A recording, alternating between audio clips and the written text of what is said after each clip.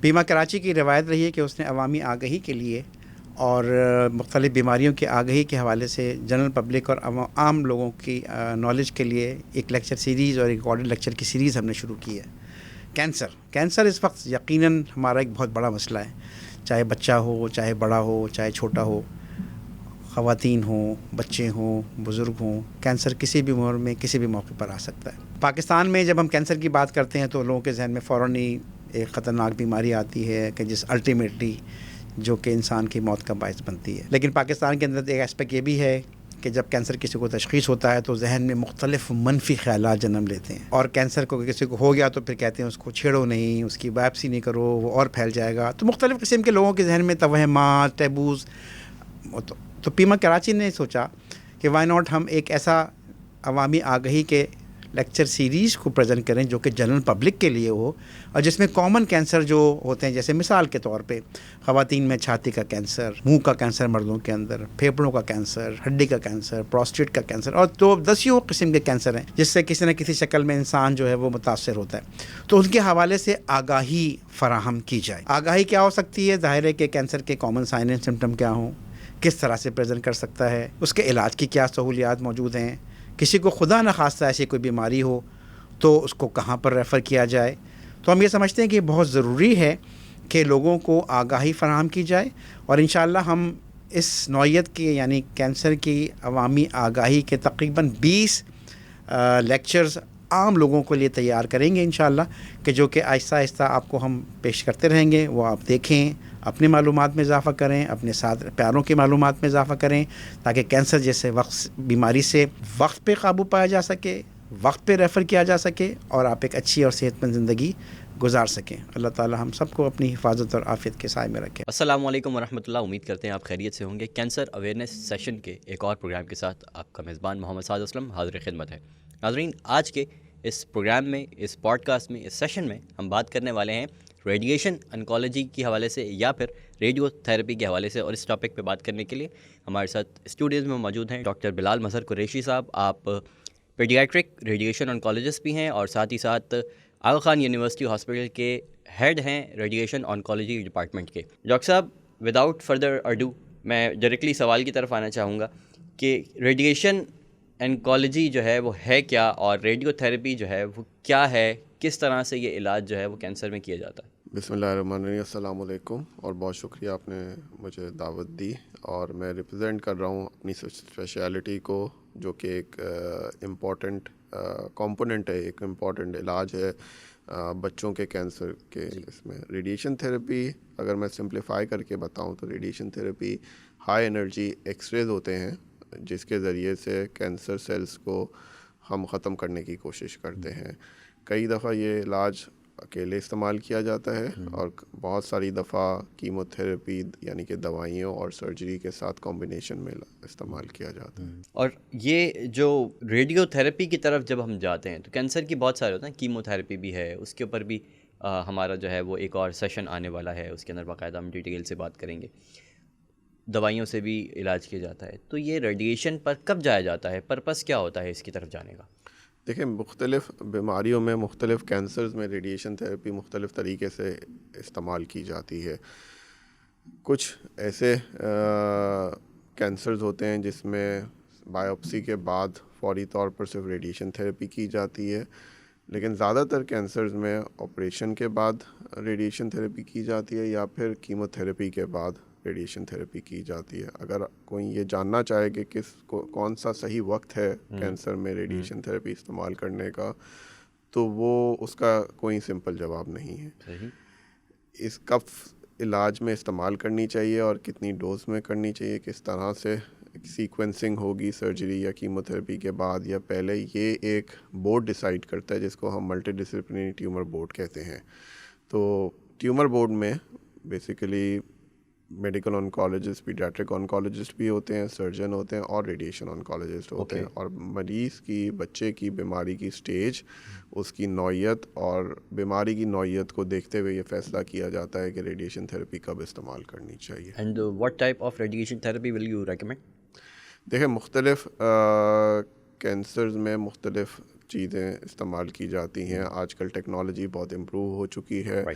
Different techniques available ہیں. تو اگر ہم ریڈیشن تھراپی کی بات کریں تو ایک ہوتی ہے ایکسٹرنل بیم ریڈیشن تھراپی جو باہر سے دی جاتی ہے, اور ایک انٹرنل ریڈیشن تھراپی ہوتی ہے جو کانٹیکٹ کے ذریعے سے دی جاتی ہے, جس کو بریکی تھراپی کی کہتے ہیں. بچوں میں بریکی تھراپی کا زیادہ رول نہیں ہے, بلکہ ٹیلی تھراپی یا ایکسٹرنل بیم ریڈیشن تھراپی استعمال کی جاتی ہے. بچوں کی ریڈیشن تھراپی بہت ہی ایک سوفسٹیکیٹڈ ٹریٹمنٹ ہوتا ہے, جس میں بہت زیادہ ایکسپرٹیز کی ضرورت ہوتی ہے, جس میں ماہر ڈاکٹرز, کلینکل میڈیکل فزسسٹ اور radiation therapy technologist treatment delivery میں رول ادا کرتے ہیں. اور اس کے بارے میں جو ہے وہ کوئی متھ وغیرہ بھی ہے کہ جیسے کہ لوگ عام طور پر کینسر سے ویسے ہی ڈرتے ہیں, کینسر کا نام آتا ہے تو لوگ پریشان ہو جاتے ہیں بہت زیادہ, تو اس کے ریڈیشن تھراپی کے حوالے سے بھی کوئی متھ ہے جس کو آپ آج ختم کرنا جائیں گے؟ دیکھیں, بہت ساری متھس ہیں ریڈیشن تھراپی کے بارے میں. کئی دفعہ اور پازیٹیو بھی ہیں اور نیگیٹیو بھی ہیں.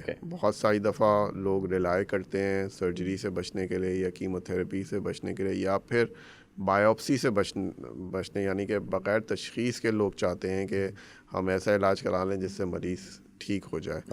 تو سب سے پہلے تو میں یہ میسیج دینا چاہوں گا کہ کسی بھی کینسر کے ٹریٹمنٹ میں وداؤٹ بایوپسی علاج کرنا اور بغیر پیڈیاٹرک آنکولوجسٹ کے مشورے کے علاج کرنا مناسب نہیں ہے, خاص طور پہ بچوں میں. بالکل, بچوں میں اور بڑوں میں بھی اسی طرح سے ہے.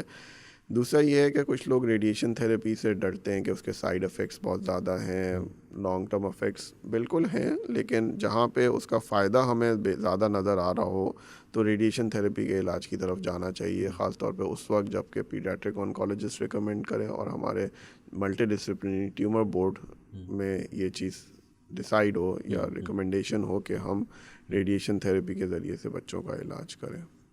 اور آپ یہ کہنا چاہ رہے ہیں بیسیکلی کہ بڑے فائدے کو دیکھا جائے, چھوٹے نقصان کے اوپر نظر جو ہے وہ نہ جمائی جائے. بالکل ایسا ہی ہے. اور جو اکیوٹ افیکٹس ہوتے ہیں جو کہ ریڈیشن کے فوری بعد ہوتے ہیں, یا پھر لانگ ٹرم افیکٹس ہوتے ہیں جو کہ کچھ بالکل ہیں ریڈیشن تھراپی کے, ان کو مینیج کیا جاتا ہے اور جا سکتا ہے بہت اچھے طریقے سے. سب سے پہلا مقصد ہمارا یہ ہوتا ہے کہ بچے کی بیماری کو کیور کرنا, یعنی کہ کینسر کو ختم کرنا. ایک دفعہ جب ہم کینسر پہ قابو پا لیتے ہیں تو ہم اس کے سائیڈ افیکٹس یا اس کے ریلیٹڈ جو مضر اثرات ہیں ان کو مینیج کر سکتے ہیں. ٹھیک ہے ڈاکٹر صاحب, ایک اور بہت امپورٹنٹ سوال ہے یہ کہ ریڈیشن تھراپی کتنا کام کرتی ہے. ایک یہ بھی سوال ہے, ایک تو یہ سوال ہے نا کہ اس کے نقصان کیا ہیں, تو اس کے اوپر ابھی آپ نے بات کی, تو کتنا یہ کام کرتی ہے, کتنے % چانسز ہوتے ہیں کہ یہ صحیح کام کر دے گی اور کینسر کو ختم کر دے گی, اور کون سا سٹیج ہے جس کے اندر آپ لوگ جو ہے موسٹلی ریکمینڈ کرتے ہیں کہ اب ریڈیشن تھراپی کی طرف جانا چاہیے؟ لیکن ریڈیشن تھراپی مختلف سٹیجز میں ڈفرینٹ کینسرز میں استعمال کی جا سکتی ہے. یہ نہیں کہا جا سکتا کہ ریڈیشن تھراپی سے سٹیج 4 میں دی جاتی ہے یا پھر سٹیج 1 میں دی جائے. بہت سارے کینسرز میں آج کل کے دور میں دوائیاں ایسی آ گئی ہیں, سرجریز امپروو ہوئی ہیں, ریڈیشن تھراپی کی ٹیکنیک اور ڈوزز بہتر ہو گئی ہیں, ٹریٹمنٹ پلاننگ اور ڈیلیوری ٹیکنیکس بہتر ہو گئی ہیں, جس کی وجہ سے آج کل کیمو تھراپی اور سرجری کے ساتھ ملا کے جو ملٹی موڈیلٹی ٹریٹمنٹ ہے اس کے ساتھ ملا کے 80 سے 90% تک کامیابی حاصل کی جا رہی ہے کینسر کے علاج میں ریڈیشن تھراپی کی مدد سے. بہت ساری چیزیں ایسی بھی ہیں جہاں پہ کیمو تھراپی بہتر سمجھی جاتی ہے ریڈیشن تھراپی کے لیے. جیسے اگر ہم ALL جو کہ ایک بچوں کا کامن خون کا کینسر ہے, اس میں تقریباً ریڈیشن تھراپی کا استعمال ختم ہو چکا ہے. لیکن کچھ ایسے کینسرز ہیں جیسے سارکوماز, بون کے ٹیومرز ہیں جن کو یوونگ سارکوما, یا پھر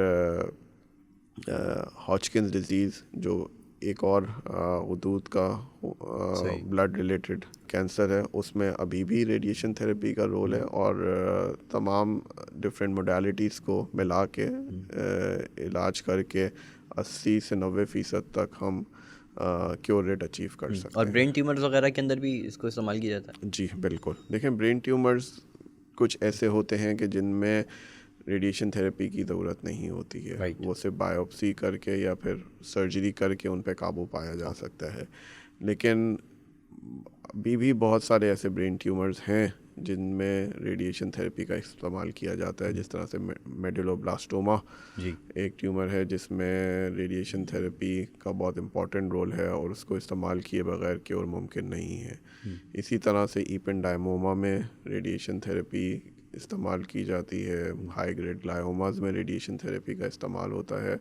لیکن ہم میسیج یہ دینا چاہیں گے کہ کسی بھی ٹیومر میں ریڈیشن تھیراپی کا استعمال صرف ریڈیشن آنکالوجسٹ سے مشورہ کر کے نہ کیا جائے. یہ ایک کمبائنڈ ڈیسیجن ہوتا ہے جس میں سرجن، پیڈیاٹرک آنکالوجسٹ جو ٹیم کو لیڈ کرتے ہیں اور ریڈیشن آنکالوجسٹ مل کے یہ کامبو ضروری ہے. بالکل بالکل، یہ کمبینیشن ہوتا ہے جس میں سب ماہرین کی کا مشورہ ضروری ہے.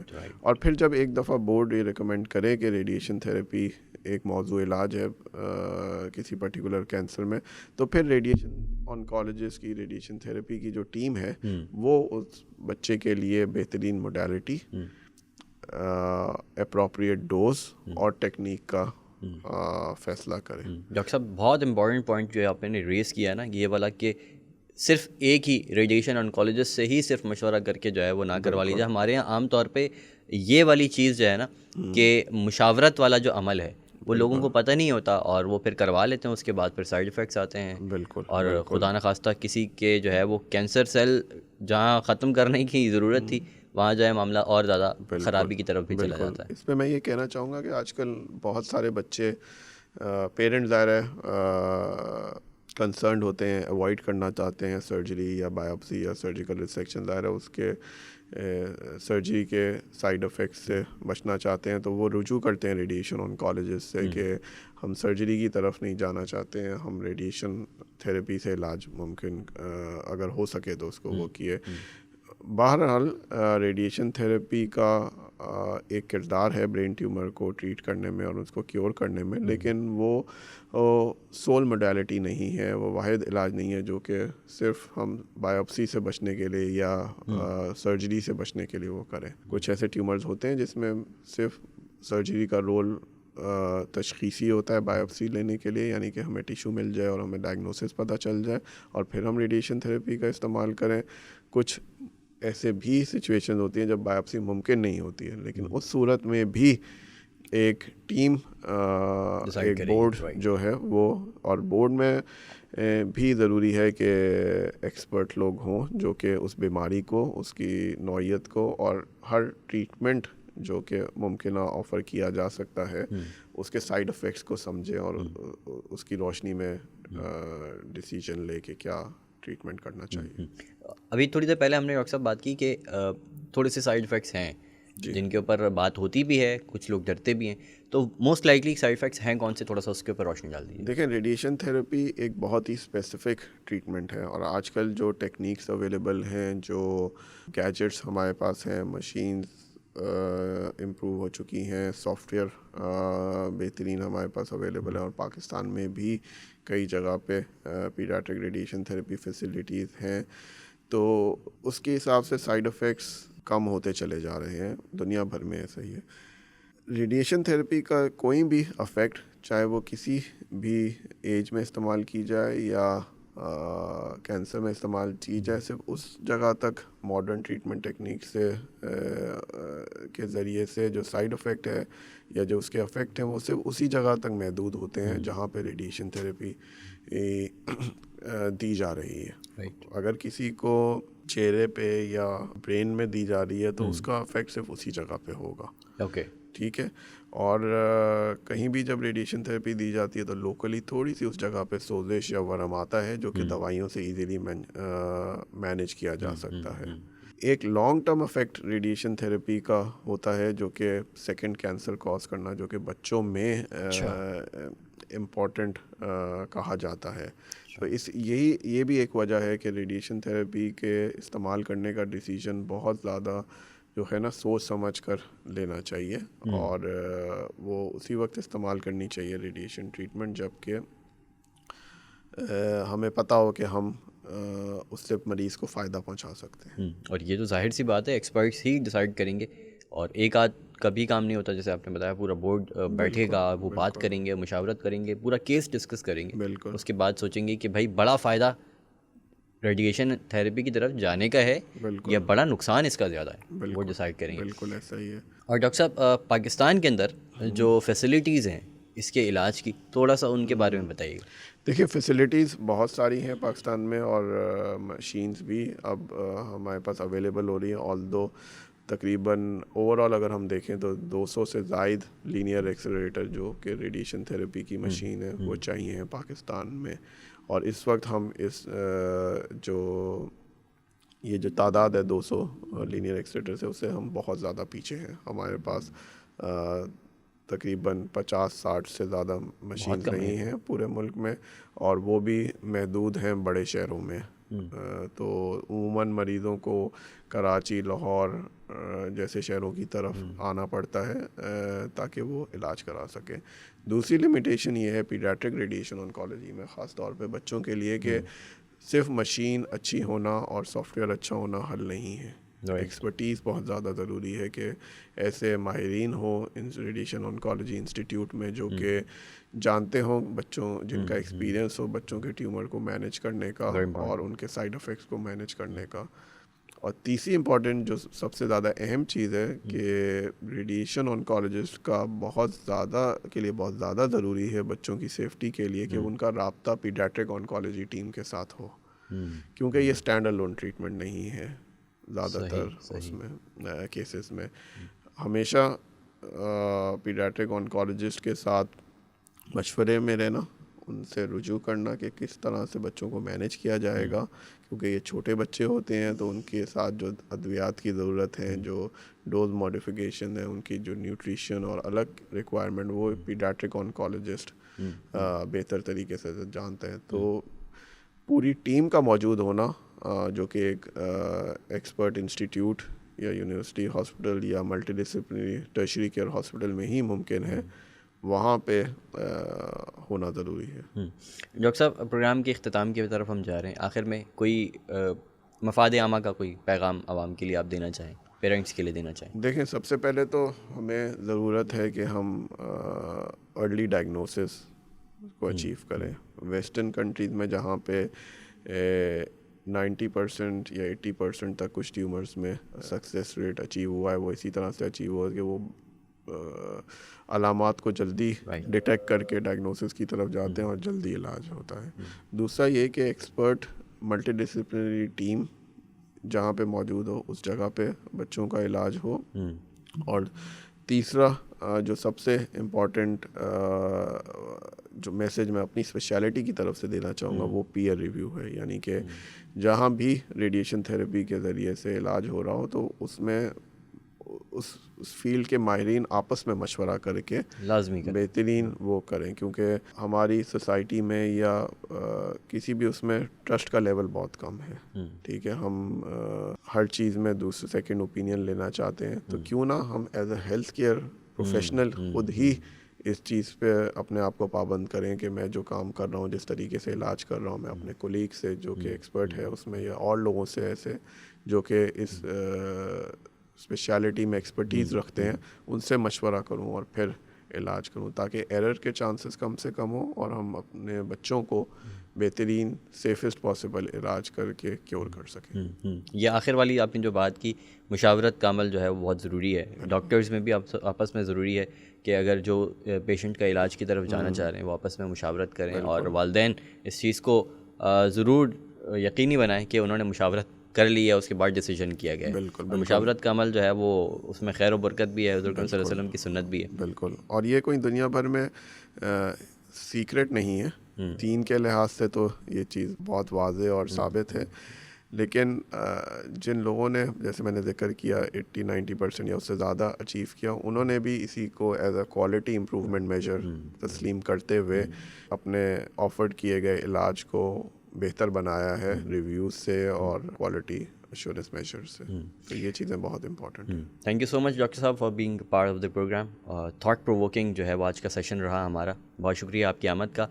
ناظرین یہ تھا ہمارا آج کا پروگرام. امید کرتے ہیں آپ کو بہت ساری مفید معلومات جو ہم نے آپ تک پہنچانے کی کوشش کی آپ نے سمجھی ہوں گی، اور انشاءاللہ یہ بھی امید کرتے ہیں کہ آپ دوسروں تک بھی پہنچائیں گے، کیونکہ یہ جو انفارمیشن ہے اس سے کسی کی جان بچ سکتی ہے، کسی کا بہت بڑا نقصان ہونے سے بچا جا سکتا ہے، اور یہ جو ہے وہ باعث خیر و برکت، باعث ثواب ہے، اور صدقہ جاریہ کے طور پہ آپ جو ہے وہ اس مفاد عامہ کے پروگرام کو اپنے دوستوں، رشتہ داروں، اپنی فرینڈ لسٹ کے اندر جو ہے وہ شیئر کر سکتے ہیں اس کو. اپنا خیال رکھیے گا. نیکسٹ سیشن میں ہوتی ہے آپ سے ملاقات. اللہ حافظ.